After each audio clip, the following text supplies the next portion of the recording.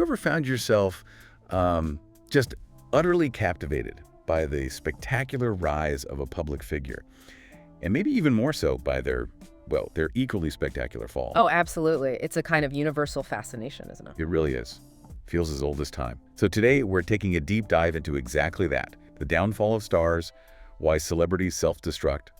And our mission here really is to get past the clickbait headlines, try and pull out some real nuggets of knowledge. Yeah, look at the bigger picture. Exactly. We're drawing on all sorts of sources: history, psychology, sociology, cultural studies, all to help you understand the powerful forces actually at play. Because it's not just gossip, right? Not at all. It's much deeper. It's about understanding human nature, societal pressures, the whole spotlight effect. And what's really key, I think, is realizing this whole thing isn't new.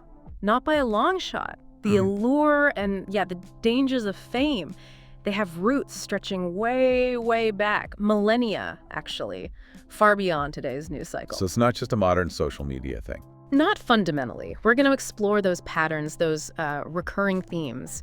Because these stories, these downfalls, they often tell us as much about ourselves as observers as they do about the stars, That's a great point. Okay, so let's unpack that history then. Where do we even begin tracing the origins of celebrity culture? It didn't just start with Hollywood, did it? No, definitely not. Think about Roman gladiators. Huge crowds, massive adoration, intense pressure. Yeah, life and death stakes, literally. Right, or medieval royalty. Their every single move was a public spectacle. Even early actors, long before film or Instagram, they were living a version of this proto-fame. So their lives were kind of public property from the get-go. Pretty much, yeah, for better or for worse. And the nature of fame, it kept changing, kept morphing with each big historical shift. Like Hollywood's golden age. Exactly. That really cemented the idea of movie stars as these, larger-than-life figures. Almost mythical. Untouchable, almost.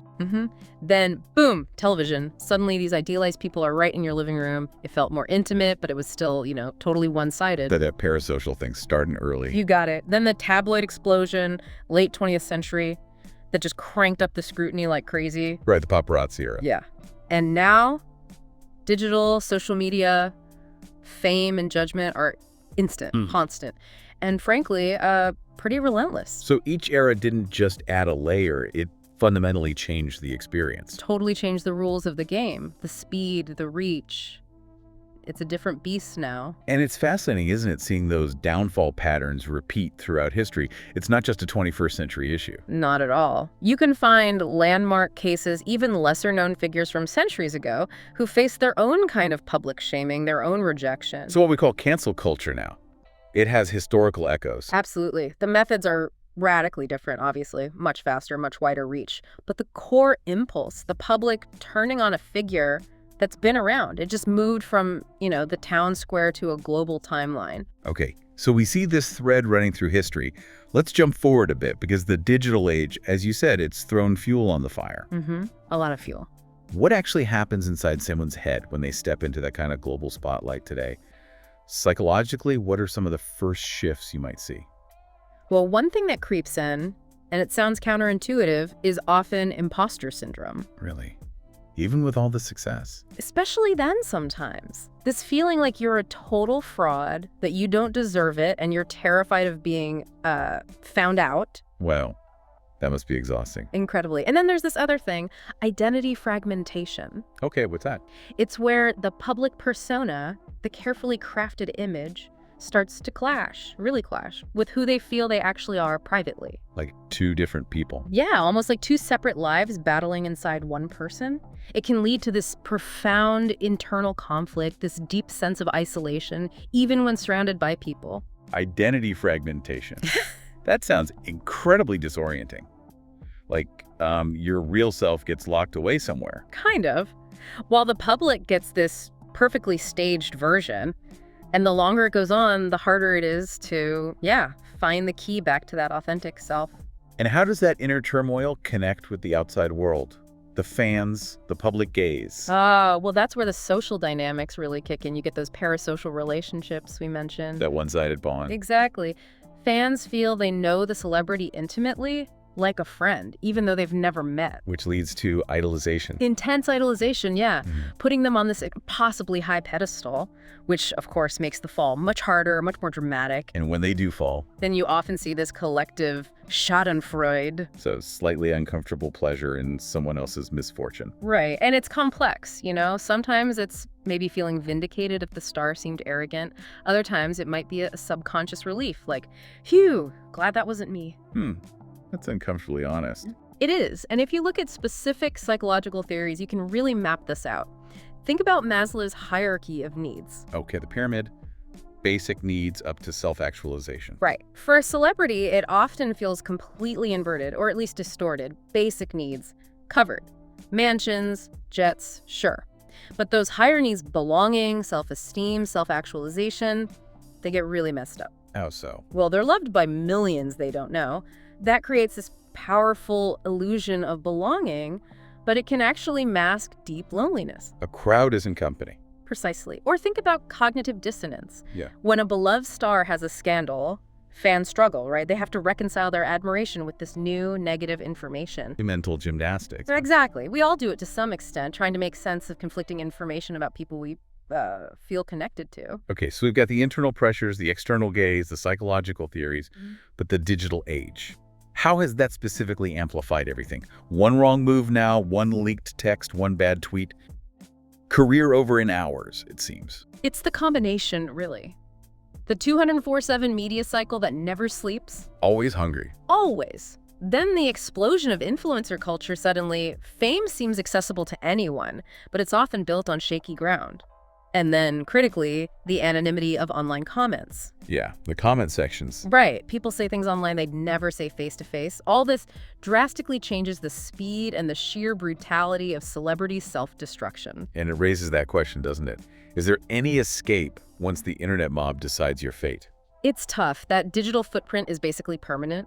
In the court of public opinion, it's always in session, and it operates without due process or rules of evidence. And when you link these modern trends to bigger societal issues, what comes up? You see things like, well, on one hand, maybe more awareness around mental health, which is good. Hopefully. But also the intense commodification of identity. Personal brands become products.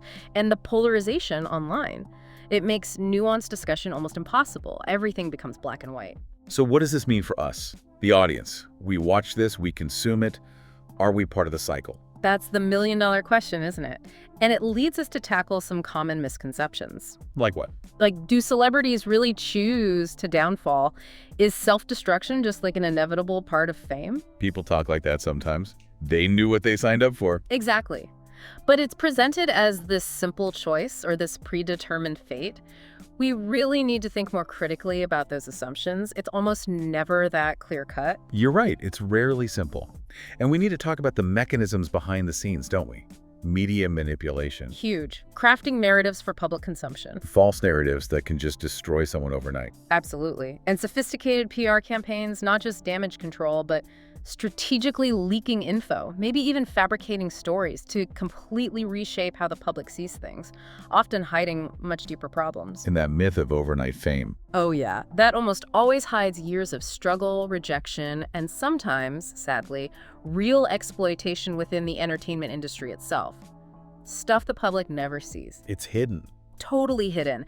And what's striking is how these downfall stories then get, well, almost glamorized in pop culture. They become these modern tragedies we tell ourselves. Like a cautionary tale, but also entertainment. Exactly. But that glamorization often conceals the very real exploitation happening behind the curtain, leaving people incredibly vulnerable. So let's shift gears slightly. What about the experts? What do academics, clinical psychologists who actually treat famous people, media critics, cultural theorists, what do they say about the mechanisms driving burnout and downfall?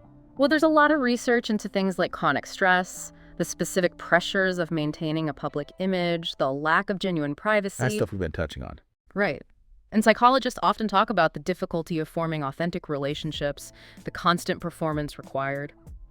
Media critics might focus more on the economic incentives driving sensationalism.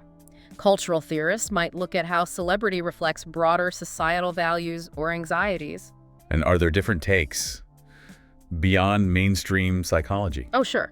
You have spiritual or philosophical perspectives that might talk about ego, detachment, finding meaning outside of external validation, things like that. Finding inner peace away from the spotlight. Essentially. And there's a growing debate within the entertainment industry itself, which is interesting. Should there be more self-regulation, more structures to protect people from these immense pressures? That's a huge question. Duty of care. Exactly. Where does that responsibility lie? Okay, to make this really concrete, maybe we should look at some specific case studies from different eras. Yeah, I think that helps bring it home. Think about a classic star like Marilyn Monroe. The ultimate icon and maybe the ultimate cautionary tale. Right. Her life, her tragic death, it really became this enduring symbol of fame's crushing pressures, that struggle between her public persona, the sex symbol, and her clearly fragile private self. That's identity fragmentation right there. Absolutely. And then someone more modern, like Britney Spears. Oh, Britney's case is fascinating. Her very public struggles, especially under the conservatorship, that ignited a global movement, didn't it? Hashtag Free Britney. It really did. And it highlighted so many issues. Autonomy, those parasocial relationships turning toxic, the really insidious media exploitation she faced for years. And the way the public felt entitled to every detail of her life. Total entitlement. And even more recently, you see influencers, people who got famous on YouTube or TikTok. Right, the new generation. They can experience incredibly rapid downfalls, too. It highlights just how fragile digital fame can be and how instant that cancel culture backlash often is. So the mechanisms might change, but the outcome. The potential for a devastating fall remains. And what's really interesting is comparing the societal reactions across these different eras and, crucially, the personal outcomes. Who recovered? Who didn't? Why? Exactly. Marilyn's story remains this unresolved tragedy in many ways. Britney, however, after years of struggle, did find a path towards recovery, regained control of her life. Partly thanks to that fan movement, maybe? Possibly. It shows that public empathy can sometimes shift the narrative, though it's rare. But yeah, these cases really underscore the human cost, the different trajectories fame can take. Okay, let's widen the lens even further now. We've mostly talked about Western, sort of Hollywood-centric fame. Yeah. How does this compare globally? Are there different traditions? Oh, definitely. Think about K-pop idols in South Korea. Right, the training systems, the contracts. Incredibly strict contracts, immense pressure from agencies, incredibly demanding fan culture. It's a very different, highly controlled environment, but the pressures are immense, leading to tragic outcomes sometimes. In Bollywood. In India, yeah. Sometimes the line between actor and, well, almost deity can blur. Huge stars, massive following, but also intense scrutiny and specific cultural expectations. Even older forms, like European aristocracy. Sure, that kind of inherited fame, tied to legacy, tradition, it comes with its own unique set of pressures and expectations, very different from a chief celebrity. So different cultures handle scandals, redemption, public shaming differently. Massively differently. If you connect it to the bigger picture, it really reveals underlying cultural values. Some cultures might emphasize collective shame. Maybe ostracization is quicker or harsher. Whereas others might have clearer paths to forgiveness. Potentially. Or maybe rebuilding happens more privately. It just shows there's a huge spectrum in how societies relate to public figures and their missteps. So if we try to take an objective step back, what are the systemic forces really driving celebrity self-destruction? Is it just individual psychology or is there more? It's definitely more than just the individual. The system plays a huge role. Are we, the audience, complicit? By consuming the gossip, clicking the headlines, demanding constant content. It's uncomfortable, but yeah, audience demand absolutely fuels the machine. We often celebrate the very downfalls we later claim to decry. There's a hypocrisy there sometimes. And the media ecosystems. Are they fundamentally broken, prioritizing clicks over well-being? While the economic incentives often point towards sensationalism, towards conflict, towards scandal, nuance doesn't sell as well, sadly. So yeah, the media ecosystem bears significant responsibility. It's a complex web. It is. And you have to weigh the benefits of celebrity culture, and that there are some like inspiration, maybe cultural cohesion. Sometimes stars drive social change. Right. You weigh those against the really significant costs.